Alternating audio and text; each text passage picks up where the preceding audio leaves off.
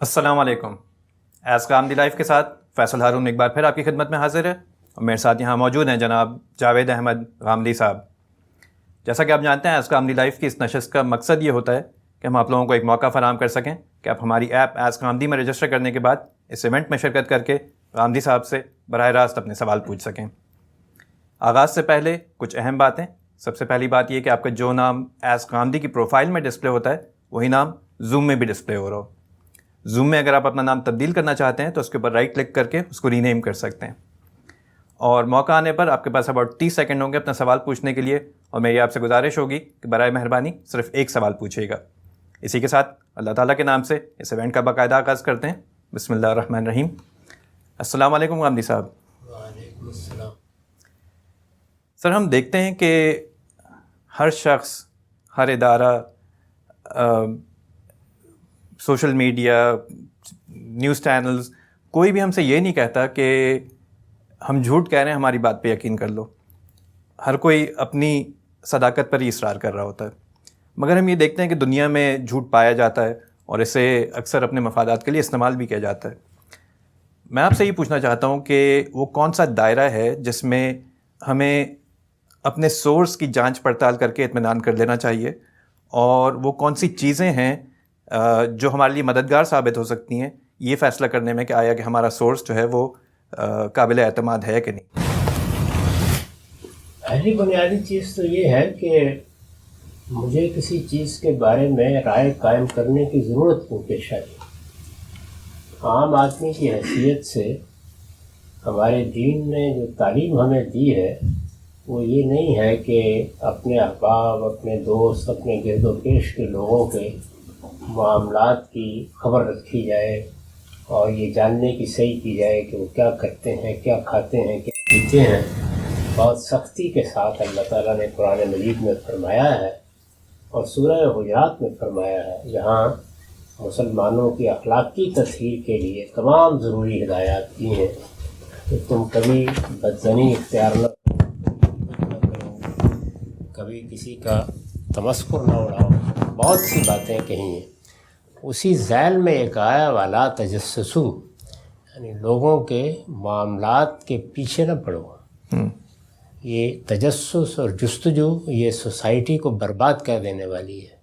کوئی آدمی اپنے گھر میں کیا زندگی بسر کر رہا ہے, اس کے کیا افکار, کیا خیالات ہیں, گھروں میں جھانکنے کا طریقہ یہ ٹھیک نہیں ہے. یعنی جھانکنے کا مطلب عملاً جھانکنا نہیں, جی, مطلب یہ ہے کہ آپ کچھ جاننے کی صحیح کرتے ہیں, دائیں سے بائیں سے کیا ہو رہا ہے کیا نہیں ہے. تو یہ چیز ہمارے دین میں ممنوع ہے, آخری درجے میں ممنوع ہے. اسی لیے ہماری تہذیبی روایت میں اس چیز کو کبھی پسند نہیں کیا گیا کہ آپ کو کسی کی کوئی ڈائری ملی ہے تو آپ پڑھنے کے لیے بیٹھ جائیں, آپ کو کوئی خط ملا ہے تو آپ کھول لیں اور اس کے بعد پڑھ کے دوسرے آدمی کو دیں.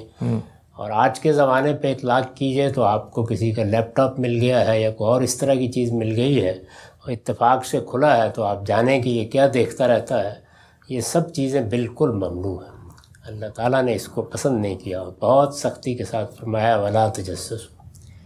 اس میں اب ظاہر ہے کہ استثناء کہاں ہوگا. جی, اللہ تعالیٰ کے جتنے احکام بھی ہوتے ہیں ان سب میں کچھ شرائط, کچھ حدود ہر جگہ ہوتی ہیں. اگر کسی کے پاس مملکت کا نظم ہے, اور مملکت کا نظم اسی لیے قائم کیا جاتا ہے اور انسان کی اسی ضرورت سے پیدا ہوا ہے کہ لوگوں کو امن فراہم کیا جائے, اختیار کے اور ارادے کے سوء استعمال سے ان کو بچایا جائے. اس میں ظاہر ہے کہ حکومتوں کو, پولیس کو, مختلف اداروں کو جرائم پیشہ لوگوں پر نظر رکھنی ہوتی ہے. جی, تو یہ استثناء ہوگا. یعنی اگر یہ چیز پیش نظر ہے تو اس میں بھی یہ نہیں کہ آپ ہر شخص کے گھر میں چلے جائیں, بلکہ جہاں اس کے قرائن موجود ہوں کہ یہاں کوئی جرم ہو رہا ہے اس کے بارے میں عام آدمی کو بھی حق حاصل ہے. اگر مثال کے طور پر میرے ہمسائے میں کوئی جرائم پیشہ لوگ اڈہ بنائے ہوئے ہیں تو پھر مجھے دیکھنا بھی ہے کہ یہ کیا ہے اور ضروری اطلاع بھی دینی ہے تو دینی ہے. تو یہ اس ممانعت میں شامل نہیں ہے. ٹھیک ہے. اسی طرح کی چیز جس پس منظر میں آپ نے سوال کیا ہے, یعنی میڈیا ہے اور دوسرے اور ادارے ہیں, اسی طرح سے اہل سیاست ہیں جو لوگوں کے سامنے حقائق رکھتے ہیں, ان کی بنیاد پر رائے عامہ کو ہموار کرتے ہیں. جی, تو ان کو بھی بعض موقعوں پر بعض جرائم کے بارے میں متنبع کرنا ہوتا ہے. اس میں بھی وہی اصولی بات ہوگی کہ وہ چیزیں جو اللہ اور بندے کے درمیان ہیں ان میں ہمیں تجسس سے اس دائرے میں بھی روک دیا گیا ہے. یہ ہمارا کام نہیں ہے کہ ہم ان چیزوں کی کھوج کرید میں پڑیں. وہاں تو کوشش یہی کرنی چاہیے کہ کوئی چیز آپ کے علم میں بھی آ گئی ہے تو جیسے کہ رسول اللہ صلی اللہ علیہ وسلم نے فرمایا کہ اس پر پردہ ڈالو اور اپنے بھائی کی اصلاح کے لیے انفرادی سطح پر کوشش کرو. لیکن اگر کوئی چیز قوم اور ملک سے متعلق ہے، کوئی ایسی خرابی ہے کہ جس خرابی سے لوگ گمراہ ہو سکتے ہیں، انہیں کوئی نقصان پہنچ سکتا ہے، تو اس کو برملا بیان کرنا یہ بعض حالات میں جائز، بعض حالات میں مستحب یعنی پسندیدہ، اور بعض حالات میں یا بعض لوگوں کے لحاظ سے واجب اور فرض بن جاتا ہے. ذمہ داری بن جاتی ہے کہ وہ ان چیزوں سے لوگوں کو آگاہ کریں، ان کو ایجوکیٹ کریں اور بتائیں. اس میں ارباب سیاست کی ایسی چیزیں ہو سکتی ہیں، ارباب صحافت کی ہو سکتی ہیں، بعض مذہبی رہنماؤں کی ہو سکتی ہیں، اس لیے کہ وہ بھی سوسائٹی کی اصلاح کے لیے کھڑے ہوتے ہیں. اس طرح کی کوئی چیز اگر ہے اور اس کے تجسس کے لیے کوئی ذرائع آپ اپناتے ہیں تو ضرور اپنائیں. اس کو اپنا لینے کے بعد پھر آپ کو اس پوزیشن میں ہونا چاہیے کہ آپ واضح شواہد کے ساتھ، یعنی شواہد کی ایک صورت وہ ہوتی ہے جس سے مقدمہ عدالت میں ثابت ہوتا ہے. جی، یہ میرا اور آپ کا کام نہیں ہے، لیکن وہ شواہد کہ جو عدالت میں کسی مقدمے کو لے جانے کے لیے تو کافی ہے یا ناکافی وہ الگ بحث ہے، تاہم وہ قرینہ فراہم کر دیتے ہیں کہ آپ یہ کہہ سکتے ہیں کہ یہ چیزیں میرے علم میں ہیں یا مختلف ذرائع سے علم میں آئی ہیں اور ان کی بنیاد پر اب تحقیق ہونی چاہیے. یہ جگہ ہے جہاں پہ کھڑے ہو کر کوئی آدمی بات کر سکتا ہے، یعنی وہ مختلف اداروں کو، عدلیہ کو توجہ دلاتا ہے کہ میں ان جرائم کی بو دیکھ پا رہا ہوں، تو اس لیے ان کی تحقیق ہونی چاہیے. اس میں پوری ذمہ داری کے ساتھ، ماضی کے معاملات ہوں یا حال کے. یہ آپ کے علم میں ہے کہ جب مسلمانوں کی ابتدائی تاریخ پر میں نے تبصرہ کیا تو یہ بتایا تھا کہ تاریخی روایات میں یہ ضروری نہیں ہے کہ ہم سندیں نکال کے بیٹھ جائیں. عام طور پر مورخین بیان کر رہے ہیں، اور جس طرح کے بھی مورخین ہیں واقعات بیان کر رہے ہیں، کوئی حرج کی بات نہیں، بیان بھی کریں، ان کو آگے بھی پہنچائیں. لیکن اگر کسی واقعے کے نتیجے میں کسی شخص پر الزام آ رہا ہے یا اس کی اخلاقی حیثیت مجروح ہو رہی ہے تو پھر آپ کی ذمہ داری ہے کہ آپ جب تک چھان پھٹک کر آخری درجے میں تحقیق سے اس جگہ نہ پہنچ جائیں کہ واضح قرائن یہی ہیں کہ اس جرم کا ارتکاب ہوا ہے، اس وقت تک نہ آپ کو ماضی کی باتوں کو زبان پر لانا چاہیے، نہ حال کی باتوں کو زبان پر لانا چاہیے. اگر کوئی آدمی اس معاملے میں غلطی کرتا ہے اور سنی سنائی باتوں کو آگے بیان کر دیتا ہے، جو اس کے کان میں ڈال دیں اس کو الزام بنا دیتا ہے، الزامات ہی کو اپنی تمام تر مہم بازیوں اور مہم جوئیوں کا موضوع بنا لیتا ہے، تو وہ پوری سوسائٹی کو برباد کر دینے کا مجرم ہے. اس طرح کا کام نہ کسی صحافی کو کرنا چاہیے، نہ کسی عالم کو کرنا چاہیے، نہ کسی سیاستدان کو کرنا چاہیے. ٹھیک ہے سر، بہت شکریہ. اس میں ایک چھوٹا سا سوال میں پوچھوں گا کہ جو سورس ہے آپ کی، اس کی جو قابل اعتماد ہونا سورس کا، وہ کتنا ضروری ہے قرائن کے مقابلے میں؟ یہ بھی ہے، دونوں چیزیں ہیں. یعنی آپ کا ذاتی مشاہدہ ہوگا جی، اور آپ اس کی گواہی دے رہے ہیں. یہ ہے کہ بات آپ کے علم میں آئی ہے. علم میں آنے کے دونوں ہی پہلو ہوتے ہیں. بہت قابل اعتماد ذرائع سے علم میں آ گئی. اس میں جیسے ہمارے محدثین نے جب رسول اللہ کی نسبت سے بات بیان کی تو انہوں نے کہا کہ ہم اب سیرت بھی دیکھیں گے، کردار بھی دیکھیں گے، بیان کرنے والے کو بھی دیکھیں گے، اس کا اتصال بھی دیکھیں گے. یہ سب دیکھنے کے بعد پھر یہ دیکھیں گے کہ آدمی سچا صحیح، قابل اعتماد صحیح، لیکن جو بات بیان کر رہا ہے اس کے قرائن ہونے چاہیے. یعنی وہ بات قابل قبول ہونی چاہیے، اس کے لیے کچھ شواہد ہونے چاہیے. یہ نہیں ہے کہ یہ بات مجھے اچھی لگتی ہے، آپ کو بری لگتی ہے، آپ کو اچھی لگتی ہے، مجھے بری لگتی ہے. یہ کوئی بنیاد نہیں. ٹھیک ہے سر، بہت شکریہ. بڑے اچھی طریقے سے آپ نے اس کو واضح کیا. ہم سوالات کی جانب بڑھتے ہیں آگے. سب سے پہلا ہم سوال لیتے ہیں زید لکڑا والا کا. زید، اب اپنا سوال پوچھ لیجئے. جی السلام علیکم رحمۃ اللہ. وعلیکم السلام. جی میرا سوال سطر کو لے کے تھا. جیسے بتایا جاتا ہے عورتوں کا اور آدمیوں کا ایک سطر ہے، تو اس کی کیا حدود ہے؟ جیسے اسپورٹس ہے، سوئمنگ ہے، تو کیا اس میں مرد جو ہے وہ گھٹنوں کے اوپر جو شارٹس پہنتے ہیں وہ الاؤڈ ہے ایسا پہننا کہ نہیں؟ اور یہ جنرل آدمی اور عورتوں کا سطر کتنا ہے اور کیا ہے؟ شکریہ جی. سطر کی کوئی بحث ہماری شریعت میں سرے سے ہے ہی نہیں.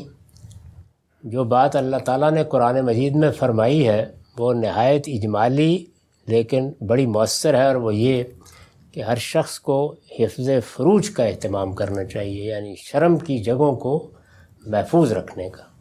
اس میں ساری بات شامل ہے، یعنی ان شرم کی جگہوں میں کسی غلط چیز کی طرف میلان پیدا نہ ہو، ان کا بے جا افشا نہ ہو، ان کی نمائش نہ ہو، یہ ساری چیزیں اس میں شامل ہیں. اس کی ابتدا تو وہیں سے ہوتی ہے کہ آپ شرمگاہوں کو ڈھانپ لیں، اور اس کے بعد ظاہر ہے کہ زیادہ سے زیادہ اہتمام، اور اس معاملے میں زیادہ سے زیادہ اہتمام یہ دنیا کی ہر تہذیب میں پسندیدہ ہی سمجھا جاتا رہا ہے. ہماری تہذیب میں بھی پسندیدہ ہے. تو آپ نے خاص ان اعضاء کو ڈھانپ لیا، پہلا تقاضا پورا ہو گیا. آپ نے ان سے متصل اعضاء کو ڈھانپ لیا، آپ نے اچھے طریقے سے یہ کام کیا. آپ نے ان سے بھی متصل اعضاء کو ڈھانپ لیا تو آپ نے اچھا استحباب کا طریقہ اختیار کیا. اور آپ نے اپنے سارے جسم کو بہت اچھے طریقے سے ڈھانپ لیا تو کیا کہنے ہیں. تو اس میں یہ طریقہ اختیار کیا گیا حفظ فروج کا. میں نے اس کی بہت تفصیل سے وضاحت کی ہے 23 اعتراضات کی سیریز میں، اس کو آپ سن لیجئے. اس میں نے یہ بتایا ہے کہ ابتدا کہاں سے ہوتی ہے. تو ابتدا جس کو ہمارے ہاں سطر کہا جاتا ہے وہ تو شرم گاہوں کو بس ڈھانپ لینا ہے، یعنی اسی سے ابتدا ہوتی ہے. یہی کم سے کم تقاضا ہے.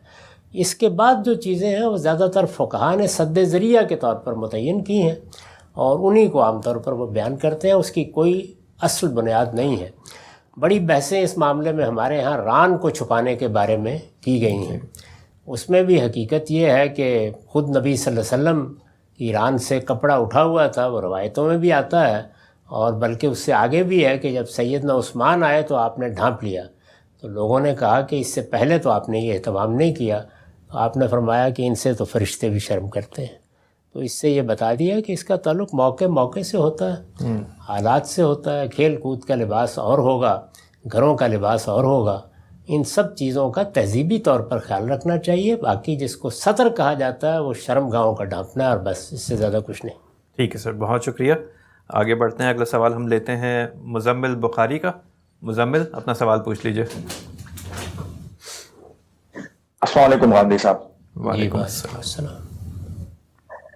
سر ایک سوال ہے میرا سورہ مائدہ کی آیت 110 کے حساب سے، اور اس میں جو یہ ہے کہ حضرت عیسیٰ کے بارے میں کہ وہ جھولے ماں کی گود میں اور اس میں بڑی عمر میں کلام کریں گے. تو میں ایک سن رہا تھا کسی اسکالر کو جنہوں نے کہا کہ اس کا مطلب ایک یہ بھی ہو سکتا ہے کہ یہ آیت میں یہ ہے کہ یہ ان سے جھولے اور بڑی عمر میں، تو وہ لوگوں کے لیے ہے. اس کا مطلب ایک یہ ہو سکتا ہے کہ وہ ہر قسم کے لوگوں کو اپنی دعوت دیں گے، بچوں سے لے کے بڑوں تک. تو کیا آپ سے سوال یہ کہ کیا قرآن کے الفاظ اور کانٹیکسٹ اس انٹرپریٹیشن کی اجازت دیتے ہیں؟ نہیں، اس کی کوئی گنجائش نہیں ہے. وہاں جو بات بیان کی گئی ہے وہ جس طرح لوگوں نے سمجھی ہے اس طرح ہے ہی نہیں. اس میں اللہ تعالیٰ نے یہ بتایا ہے کہ وہ اپنی نبوت کا کلام کرے گا، یعنی گہوارے میں بھی اور بڑا ہو کر بھی. یعنی مطلب یہ ہے کہ وہ اپنی نبوت کا اعلان کریں گے. وہ ایک معجزہ ہوگا. اس کی بنیاد پر ان کی والدہ پر الزام بھی نہیں آئے گا، لوگ بھی پیچھے ہٹیں گے. وہ نبوت کا کلام ہوگا. وہ قرآن میں نقل ہوا ہے کہ اس موقع پر انہوں نے کیا الفاظ منہ سے نکالے، اور بس وہ کلام کے بعد معاملہ ختم ہو گیا. یہ نہیں کہ وہ گہوارے میں اب کلام کرنے لگے تو کلام ہی کرنے لگے. پھر عام بچوں کی طرح ان کی پرورش ہوئی، اور جب وہ بڑی عمر کو پہنچے تو پھر انہوں نے اس پورے علاقے میں نبوت کی، اپنے علاقے میں بھی اور وہاں سے واپس آ کر یروشلم میں بھی. تو پہلے موقع کو بیان کیا ہے کہ انہوں نے اپنی نبوت کی گواہی دی گہوارے میں. اس کو کہا ہے کہ یکلم الناس فی المہد، اور یہ جو بات کا ہے وہ کہلن کا لفظ استعمال کیا ہے. اور اس طرح بتایا ہے کہ ایک لمبے عرصے تک، کیونکہ کہولت کی عمر یہ نوجوانی کی عمر نہیں ہے، یہ 45-50 کی عمر ہی کو کہا جاتا ہے. اس لیے قرآن نے یہ لفظ کہہ کر اس کی بھی تردید کر دی ہے کہ وہ 30 سال کی عمر میں دنیا سے رخصت ہو گئے. ٹھیک ہے سر، بہت شکریہ. آگے بڑھتے ہیں. اگلا سوال ہم لیتے ہیں محمد علی سمرو کا. محمد، علی سومرو آپ اپنا سوال پوچھ لیجئے.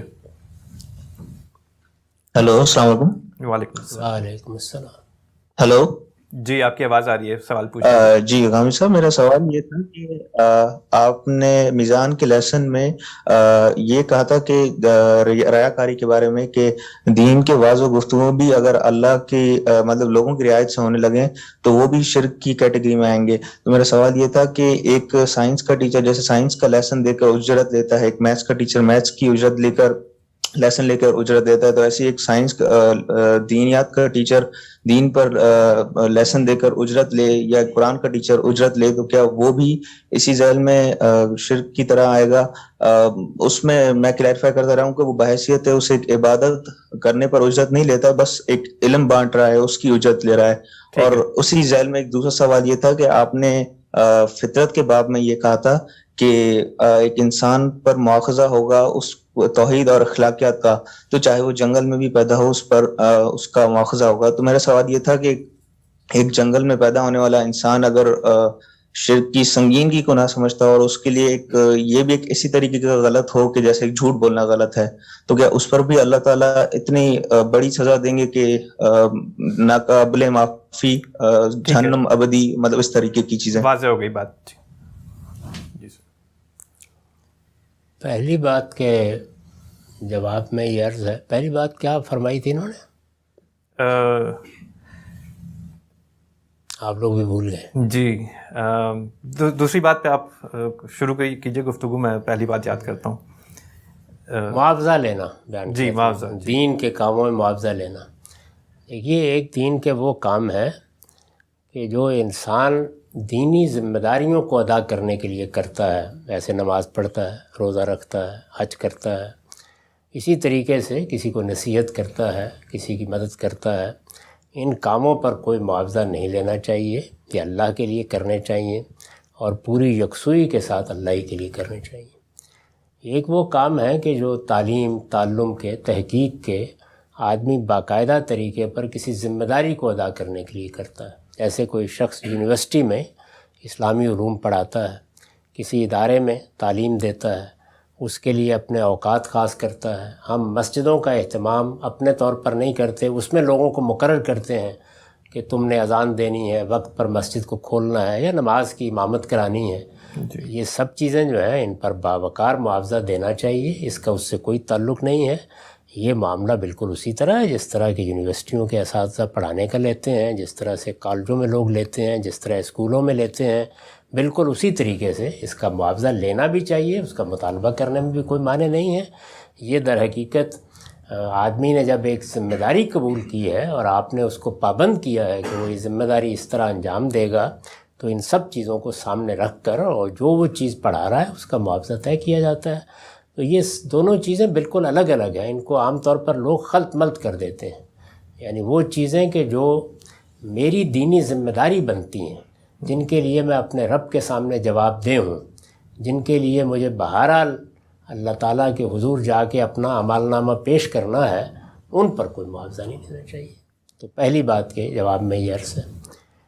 اب دوسری بات یاد دلا. جی دوسری بات یاد ہے مجھے, وہ فطرت اور شرک کے بارے میں بات کر رہے ہیں کہ وہ جنگل میں اگر کوئی شخص ہے. جی میں نے جو بات عرض کی ہے وہ یہ ہے کہ اللہ تعالیٰ نے اپنا دین اس طرح دیا ہے کہ پہلے اس کو ہماری فطرت میں الہام کیا ہے. فطرت میں وہ تفصیلات کے ساتھ الہام نہیں کیا گیا, اجمال کے ساتھ الہام ہے. اور اس میں دو ہی چیزیں ہیں, یعنی ایک اپنے مخلوق ہونے کا شعور جس سے لازمی طور پر خالق کا تصور پیدا ہوتا ہے, اور دوسرے اخلاق کا شعور, یعنی کیا چیز غلط ہے کیا صحیح ہے. تو بس یہ جتنا شعور آپ کے اندر ہے اس کے لحاظ سے مواخذہ ہوگا. اس کی تفصیل جب پیغمبروں کے ذریعے سے کی جاتی ہے اور ایک ایک چیز کو متعین کر دیا جاتا ہے تو مواخذہ بھی تفصیل کا ہونا شروع ہو جاتا ہے اور سزا بھی بڑھنا شروع ہو جاتی ہے. باقی رہ گئی ابدی جہنم, تو وہ تو پیغمبروں کے اتمام حجت کے بعد بتایا گیا. عام حالات میں تو کہیں قرآن میں اس کا ذکر نہیں. ٹھیک ہے سر, بہت شکریہ. آگے بڑھتے ہیں. اگلا سوال لینے سے پہلے میں یاد دہانی کرا دوں کہ آپ کا جو نام ایز کامدی کی پروفائل میں ڈسپلے ہوتا ہے وہی نام زوم میں بھی ڈسپلے ہو رہا ہو, کیونکہ کچھ لوگ آپ لوگ لاگ ان ہوئے ہیں مگر میں آپ کو ڈھونڈ نہیں سکتا تو آپ سے سوال نہیں لے سکتا. اگلا سوال ہم لے رہے ہیں فیصل مہیسر صاحب کا. فیصل صاحب اپنا سوال پوچھ لیجئے. جی السلام علیکم استاد جاوید احمد غامدی صاحب اور جناب فیصل ہارون صاحب. وعلیکم السلام. جی میرا سوال یہ ہے کہ جس طرح ہم جانتے ہیں کہ اللہ تعالیٰ نے اپنی جنت کے لیے لوگوں کا انتخاب کرنے کے لیے اس دنیا میں ہمارے لیے آزمائش رکھی ہے جس میں ہمیں اپنی فری ول کو استعمال کرنا ہوتا ہے، تو کیا انبیاء علیہ السلام بھی ایسی ہی کسی آزمائش سے کامیابی سے گزرنے کے نتیجے میں جنت کے حقدار ہوتے ہیں؟ مزید یہ کہ عام انسانوں کو تو ایک اندیکھے خدا اور رسول اور فرشتوں پر ایمان لانا ہوتا ہے، جبکہ انبیاء علیہ السلام کو یہ صورت پیش نہیں ہوتی. شکریہ. شکریہ جی. وہ اصول ذہن میں رکھیے جو قرآن مجید نے 2 لفظوں میں بیان کر دیا ہے کہ لِیَبْلُوَکُمْ فِی مَا آتَاکُم، یعنی امتحان اور آزمائش سب کے لیے یکساں نہیں ہے، بلکہ جس کو جتنا علم ملا ہے، جو حالات میسر آئے ہیں، اس کے لحاظ سے ہوگی. تو اگر کسی آدمی کو مثال کے طور پر انبیاء علیہم السلام کی دعوت سرے سے پہنچی نہیں، تو اس سے انہی چیزوں کے بارے میں سوال ہوگا جو اس کی فطرت میں ہے یا جو اس کے ماحول میں اس کو میسر آئی ہیں. نیکی بدی کا عمومی شعور ہے، اس پر اس کا مواخذہ بھی ہوتا ہے. اسی طریقے سے اگر کسی شخص کو انبیاء کی دعوت پہنچ گئی ہے، اس نے اللہ کے دین کو بالاجمال ہی نہیں بلکہ تفصیل کے ساتھ جان لیا ہے، اس کے معاشرے سے اس کو مل گیا ہے، تو اب اس سے پوچھا جائے گا کہ یہ سب تمہیں مل گیا، تم نے اس کے بارے میں کیا رائے قائم کی، کیا رویہ اختیار کیا. تو اس کو ایک لفظ میں ادا کیا نا، فی ما آتاکم، جو میں نے دیا ہے اس میں پوچھوں گا. تو یہ مل گیا، اب اس کا سوال ہوگا. انبیاء علیہم السلام کو یہ چیزیں تو ایک یوں سمجھ لیجئے کہ نیم مشاہدے کی حد تک دے دی جاتی ہیں. تو اس وجہ سے ان چیزوں کے معاملے میں پھر وہ اس جگہ آ جاتے ہیں کہ جہاں مواخذہ عام لوگوں کے مقابلے میں بہت سخت ہو جاتا ہے، اور اس سے آگے بڑھ کر جو ان کو ذمہ داری دی جاتی ہے، اس ذمہ داری کے لحاظ سے بھی ان کے مواخذے کی نوعیت تبدیل ہو جاتی ہے. تو اس لیے وہ تو بڑے سخت امتحان میں ہوتے ہیں. ہمارا معاملہ یا ہمہ شمہ کا معاملہ ان کے مقابلے میں بہت نرمی کا معاملہ ہے. انبیاء علیہ السلام تو ایک طرف، ان کے زمانے میں جو لوگ ان پر ایمان لاتے ہیں ان کے لیے بھی آزمائش کا ایک خصوصی قانون سورہ بقرہ میں بیان ہوا ہے. یعنی اللہ تعالیٰ باقاعدہ طریقے پہ بتاتے ہیں کہ یہ اتنی مہلت ہے، اس میں تمہیں فلاں فلاں کام انجام دینے ہیں، اور اس دوران میں ہم امتحان کے لیے یہ کچھ کریں گے.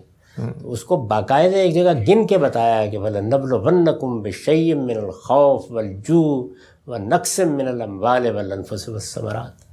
یعنی جب رسالت مآب صلی اللہ علیہ وسلم مدینہ میں آ گئے تو صحابہ سے کہا گیا کہ اب جو کچھ ہونے والا ہے وہ سن لو، اور وہ یہ کہ ہم تمہیں اب خاص طور پر آزمائیں گے. یعنی وہ آزمائش جو سب انسانوں کی دنیا بھر میں ہو رہی ہے وہ اب زیر بحث نہیں ہے، تمہارے لیے خصوصی آزمائش لازماً ہوگی. وَلَنَبْلُوَنَّكُمْ باقاعدہ قسم کہا ہے. اور اس میں کیا کیا پہلو ہوں گے؟ یعنی کچھ خوف کے مواقع پیدا ہوں گے، کچھ مال میں ثمرات میں کمی کے مواقع پیدا ہوں گے، کچھ بھوک کا غلبہ ہوگا، اور اسی طریقے سے جو جنگ و جدال کی صورت پیش آئی ہے تو سب بیان کر دی، اور اس کو بیان کر کے کہا ہے کہ یہ لازماً پیش آئیں گے. اور اس میں تم سے یہ تقاضا کیا جا رہا ہے کہ تم ثابت قدمی کے ساتھ پیغمبر کا ساتھ دو گے، ان کی مائیت میں کھڑے رہو گے. تو اس لیے ہر ایک کے لیے اپنی جگہ پہ آزمائشیں ہیں. آپ کو معلوم ہے کہ حضرت یونس نے جب معمولی سی خلا ورزی کی، یعنی کوئی جرم نہیں کر ڈالا تھا، اپنی قوم کے طرز عمل کو دیکھ کر انہوں نے کہا کہ میں نے تو اپنی جان گلا دی ہے، یہ لا خیر بات ہی نہیں سنتے، چھوڑ کے چلے گئے. تو اللہ تعالیٰ نے یہ فرمایا کہ ہم نے اس کو پھر مچھلی کے پیٹ میں قید کر ڈالا، اور وہیں پڑا رہتا قیامت تک اگر وہاں پہ معافی نہ مانگتا. اسی سے اندازہ کر لیں کہ پیغمبروں کے ساتھ کیا ہوتا ہے. بہت شکریہ سر. آگے بڑھتے ہیں. اگلا سوال ہم لیتے ہیں عبد الرحمن ظفر کا. عبد الرحمن ظفر اپنا سوال پوچھ لیجیے. جی شکریہ. السلام علیکم صاحب.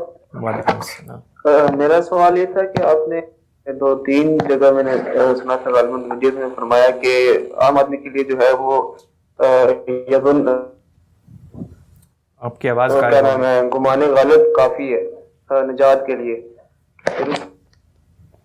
اب آ رہی ہے آواز؟ جی جی آ رہی ہے، فرمائیے.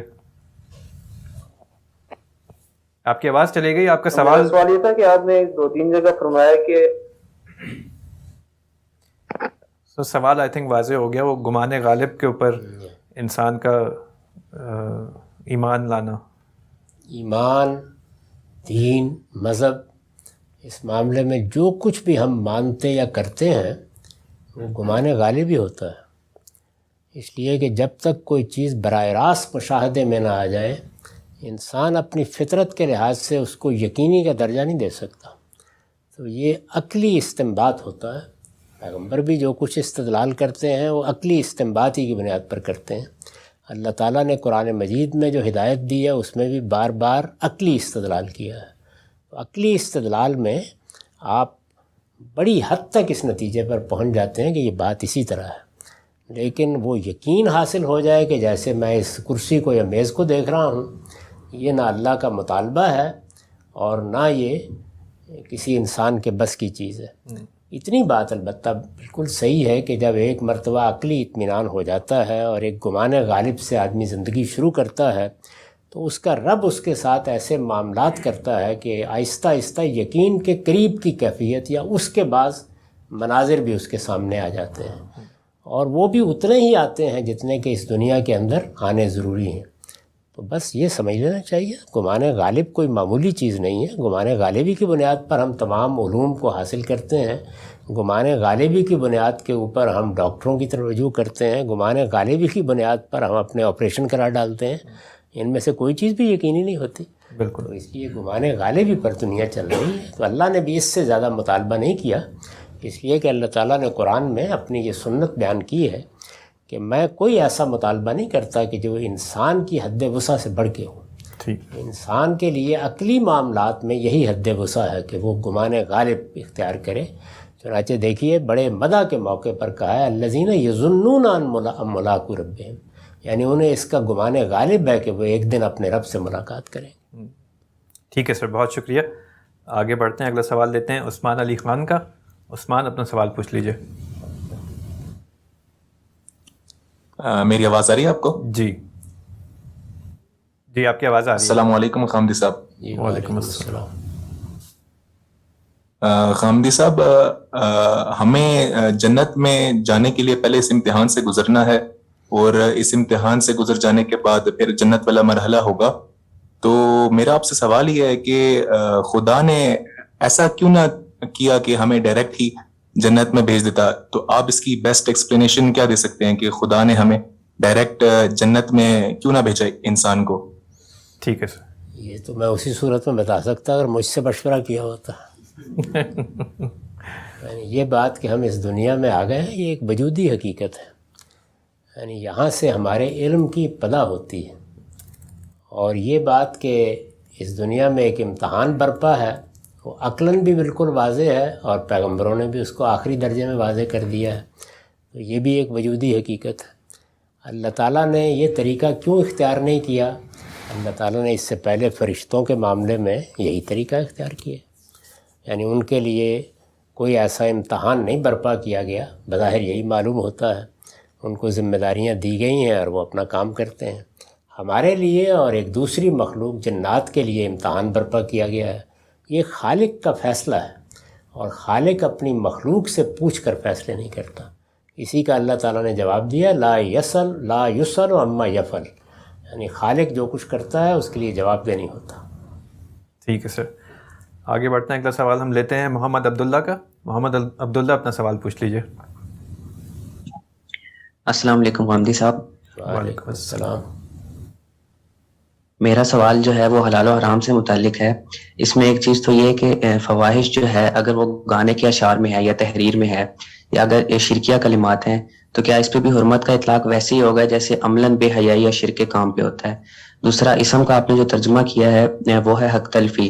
تو حق تلفی بندوں کے ساتھ خدا کی بھی ہو سکتی ہے. تو خدا کے جو حقوق ہیں وہ کیا ہیں؟ یعنی خدا نے جو احکامات مجھے دیے ہیں تو وہ میرے فرائض ہیں، تو کیا وہ خدا کے حقوق کہے جا سکتے ہیں جیسے غض بصر کے احکامات ہیں یا حفظ فروج کے احکامات ہیں یا مراسم عبودیت کی جتنی بھی چیزیں ہیں؟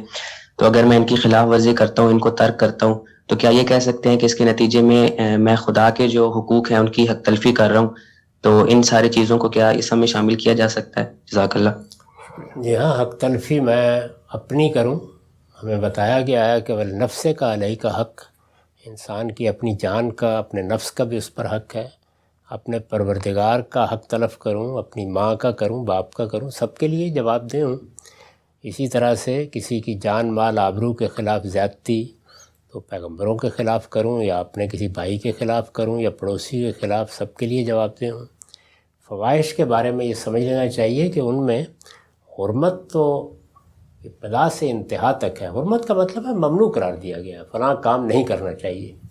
لیکن اس حرمت کی نوعیت مختلف ہے، یعنی بعض جگہوں پر اس کا ارتکاب صغیرہ گناہ ہے، بعض جگہوں پر کبیرہ گناہ ہے. تو بدکاری اگر ہوئی ہے تو وہ کبیرہ گناہ ہے، اس سے پہلے کے تمام معاملات صغیرہ گناہ ہیں. وہ حرام ہونے کا یہ مطلب نہیں کہ وہ ہر حال میں کبیرہ گناہ بن جائے گا. حرمت کی ابتدا ہو جاتی ہے، پھر اس کے بعد اس کے آگے درجات ہیں. جی ٹھیک ہے سر، آگے بڑھتے ہیں. اگلا سوال ہم لیتے ہیں ڈاکٹر سید ناصر جعفری کا. ناصر جعفری صاحب اپنا سوال پوچھ لیجیے. السلام علیکم سر. وعلیکم السلام. سر میں آپ ہی کی کسی تصنیف میں پڑھ رہا تھا کہ جب یہ بنی اسرائیل کو ان کی فضیلت کے مقام سے معزول کیا گیا تو اس وقت یہ کہا گیا کہ اب تا قیامت آپ مسیحا کے ماننے والوں کے تابع اور نکون میں رہو گے تا قیامت. لیکن سر دور حاضر میں اگر ہم جو دیکھتے ہیں دنیا کے حالات تو اس میں تو ہمیں تصویر الٹی نظر آتی ہے کہ الٹا اہل یہود جو ہیں وہ دنیا پر کو کنٹرول کر رہے ہیں اور ٹھیک ہے جو بات سنی گئی تھی اس کے الٹ نظر آتا ہے. سر اس بارے میں ذرا تھوڑی سی وضاحت فرمائیے گا. بہت شکریہ. کنٹرول تو بعض اوقات بیویاں بھی خامدوں کر رہی ہوتی ہیں لیکن سربراہ خامندی ہوتے ہیں. تو اس لیے کنٹرول کیا چیز ہے یہ تو ہمارے تصورات ہیں. اس وقت دنیا پر مسیحی قوموں ہی کی حکومت ہے اور وہی اس وقت پوری دنیا کا نظم چلا رہے ہیں اور یہود کی ریاست ان کی قائم کی ہوئی ہے. جی یعنی انہوں نے فلسطین کا علاقہ فتح کیا، برطانیہ عظمیٰ کو اس علاقے کا انتداب دیا گیا. انہوں نے وہاں پر اپنے معاہدے کے تحت، جیسے کہ وہ پہلے کر چکے تھے یہود سے، ان کے لیے ایک وطن کا انتخاب کیا، پھر ان کے لیے وہاں آنے کے مواقع پیدا کیے، پھر کہیں 48 میں جا کر وہ ایک باقاعدہ ریاست کے طور پر مان لیا گیا. تو اس وقت بھی دنیا میں آپ ہم کوئی بھی آزاد نہیں ہے. دنیا میں جو نظم قائم کیا گیا ہے اس میں 5 بڑی طاقتیں مل کر دنیا کا نظم اس وقت چلا رہی ہیں. انہی کو اقوام متحدہ میں ویٹو کا اختیار حاصل ہے. ایک نیم خود مختاری دنیا کی چھوٹی قوموں کو دے دی گئی ہے، وہ اسرائیل کو بھی حاصل ہے اور یہود کو بھی حاصل ہے اور بہت سی قوموں کو بھی حاصل ہے. اس میں در حقیقت یہ شعور مانے ہوا ہے کہ اب لوگ براہ راست مختلف حکومتوں کو قبول نہیں کرتے. فتوحات کا دور چلا گیا تو اس میں اب ایک دوسری طرح کا نظم بنا دیا گیا ہے اور اس نظم میں تمام قومیں زندگی بسر کرتی ہیں. اسرائیل سر تسر انہی کا مرہون منت ہے، جیسے ہم بھی انہی کے مرہون منت ہیں. جی بہت شکریہ سر. آگے بڑھتے ہیں. اگلا سوال ہم لیتے ہیں ذیشان ضمیر کا. ذیشان اپنا سوال پوچھ لیجیے. سر میرا سوال یہ ہے کہ آپ سے ایک مرتبہ پوچھا گیا تھا کہ ہمارے پاس کیا دلیل ہے کہ قرآن مجید اللہ تعالیٰ کی طرف سے کتاب ہے، تو اس کے جواب میں آپ نے کہا تھا کہ اس پہ کوئی بھی تنقید موجود نہیں ہے. تو سر یہی بات جب میں نے اپنے ایک ہندو فرینڈ کے سامنے رکھی تو اس نے مجھے کہا کہ یہ بات تو ہماری بھگوت گیتا میں بھی ہے، اس کے اوپر بھی کوئی تنقید موجود نہیں ہے. تو سر یہ کس حد تک درست ہے یہ بھگوت گیتا کے بارے میں؟ دوسرا سر یہ کہ ہم اس کے علاوہ اور کیا دلیل دے سکتے ہیں قرآن مجید کے بارے میں؟ بہت شکریہ. بہت شکریہ سر. مجھے نہیں معلوم کہ میں نے کیا بات کہی، آپ نے کیا بیان کی. میں نے بڑی تفصیل کے ساتھ یہ بتایا ہے کہ قرآن مجید نے 3 چیزوں کو معیار بنا دیا ہے اور وہ تینوں چیزیں خود قرآن میں بیان ہوئی ہیں. ایک یہ کہ انسانی علم جب بھی کسی مصدر سے وجود پذیر ہوتا ہے، انسان ظاہر ہے کہ اس علم کا ذریعہ بنتا ہے، تو خود وہ انسان جس سے کسی علم کا صدور ہو رہا ہو وہ صحیح و خطا کے ذریعے سے علم سیکھتا ہے. یعنی وہ پڑھتا ہے، سمجھتا ہے، جانتا ہے، مختلف مراحل سے گزرتا ہے، کچھ اپنے اساتذہ کی طرف رجوع کرتا ہے اور پھر بہت سے مراحل سے گزر کر آراء قائم کرتا ہے. ان آراء میں کبھی غلطی ہوتی ہے، کبھی صحت ہوتی ہے وہ اسی طریقے سے ٹرائل اور ایرر سے گزرنے کے بعد ایک نتیجے پر پہنچتا ہے. قرآن نے یہ کہا ہے کہ جس پیغمبر پر میں نازل ہوا ہوں اس کی زندگی دیکھ لو، فقط لبثت فیکم عمرا، یعنی خود حضور ہی سے کہا ہے کہ ان کو کہہ دو کہ میں نے تمہارے درمیان کم و بیش 40 سال بسر کیے ہیں، میرے ہاں اس طرح کے کوئی آثار نظر آئے ہوں تو بتا دو. جی. میں ایک عام آدمی کی حیثیت سے زندگی بسر کرتا رہا ہوں. بلکہ ایک دوسری جگہ لوگوں نے کہا کہ ان پر شیاطین الہام کر دیتے ہیں، تو اس کے جواب میں کہا ہے کہ وما ہوا علی الغیب بظنین، یعنی شیاطین تو ان کے ہاں آتے ہیں کہ جو غیب کی خبریں جاننے کے لیے مراقبے کر رہے ہوتے ہیں. ہمارے پیغمبر کو تو تم نے کبھی یہ کام کرتے دیکھا نہیں ہے، وہ کبھی ان چیزوں کا حریص نہیں رہا. تو رسول اللہ کی پوری پہلی جو زندگی ہے وہ اس طرح کے حصول علم سے، اس طرح کا مستر بننے سے، اس کے انسانی مراحل سے بالکل خالی ہے. جی. دوسری چیز جو قرآن مجید نے بیان کی ہے اور خود بیان کی ہے وہ یہ ہے کہ یہ پورا کا پورا قرآن اپنے فکر میں، اپنے تصورات میں، اپنی بنیاد میں، اپنے فلسفے میں، اپنی حکمت میں، اس کے اطلاقات میں ادنا درجے میں کوئی تضاد نہیں رکھتا. یہ بھی انسانی فکر کے لیے ایک اجنبی بات ہے. دنیا کا جتنا بھی انسانی علم ہے وہ یہ ممکن ہی نہیں ہے کہ اس طرح کے تضاد سے پاک ہو. 23-24 سال کے عرصے میں کوئی بڑے سے بڑا آدمی بھی مختلف مراحل سے گزرتا ہے. چنانچہ وہ صحیح و خطا جو آدمی کے بننے میں ہم دیکھتے ہیں وہی بعد میں اس کے فکر میں بھی دیکھتے ہیں. اس کی کوئی مثال موجود نہیں ہے. حد یہ ہے کہ ہم لوگ جو قرآن مجید کی بنیاد پر دین کو سمجھ رہے ہوتے ہیں، ہم میں بھی کوئی ایسا شخص پیدا نہیں ہوا آج تک کہ جس کا بعد کا کام صحیح و خطا سے بالا تر ہو. یعنی سمجھنے کے عمل میں بھی وہی چیز ہوتی ہے.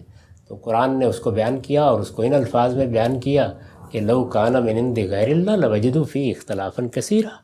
اگر یہ اللہ کے سوا کسی عام انسان کی تصنیف ہوتی تو تم دیکھتے کہ اس کے اندر فکر و خیال کے 10 تضادات موجود ہوتے ہیں.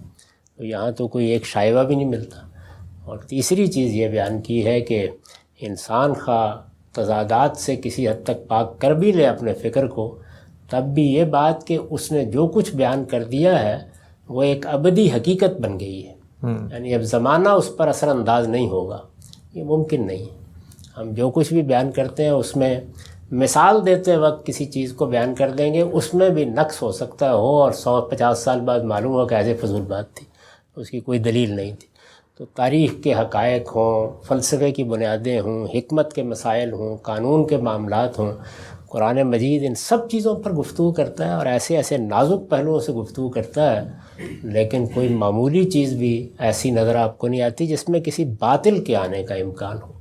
یعنی کوئی غلط بات آ گئی ہے، یعنی تحصیت مجموعی تو بہت اچھی چیز ہے لیکن آ گئی ہے، اس کو بھی قرآن نے خود بیان کیا ہے کہ یہ وہ کلام ہے کہ لا یاتی الباطل من بین یدیہ ولا من خلفہ، نہ اس کے ماضی میں کوئی باطل داخل ہو سکا ہے، نہ حال میں، نہ مستقبل میں ہو سکے گا. تو یہ 3 چیزیں جن کو اللہ نے خود معیار بنایا ہے. یہ پوری بات ہے، اس پوری بات کو سمجھ کر بیان کیجیے. بہت شکریہ سر. آگے بڑھتے ہیں. اگلا سوال ہم لیتے ہیں عافیہ خان کا. عافیہ اپنا سوال پوچھ لیجیے.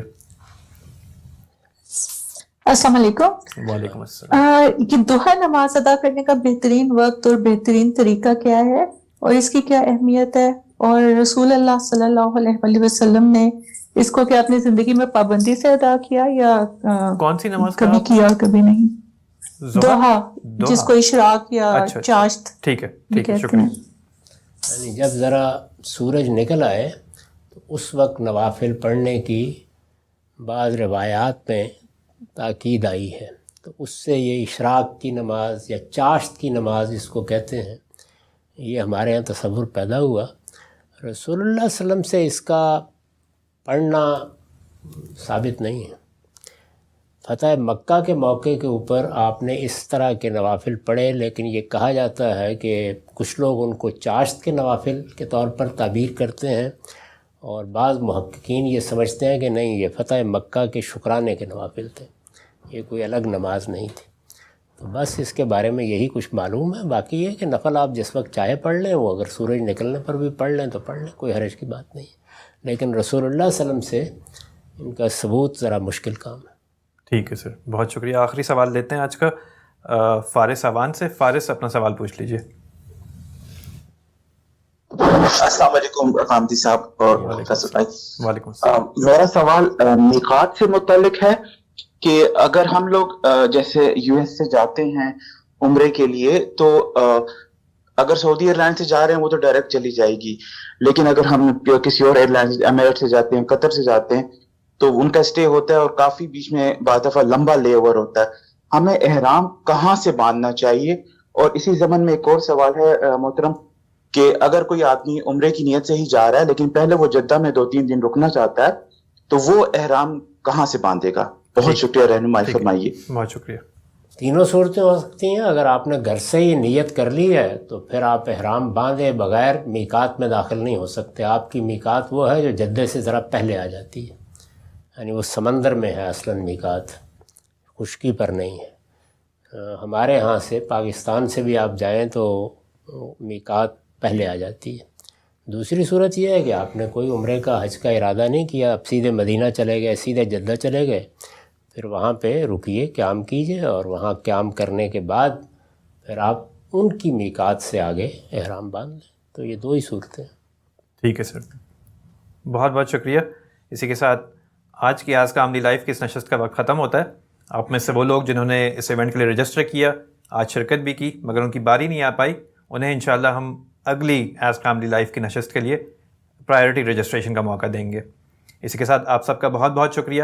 عاملی صاحب آپ کا بہت بہت شکریہ. فیصل ہارون کو اجازت دیجیے، زندگی رہی تو انشاءاللہ پھر ملیں گے. اپنا خیال رکھیے. اللہ حافظ.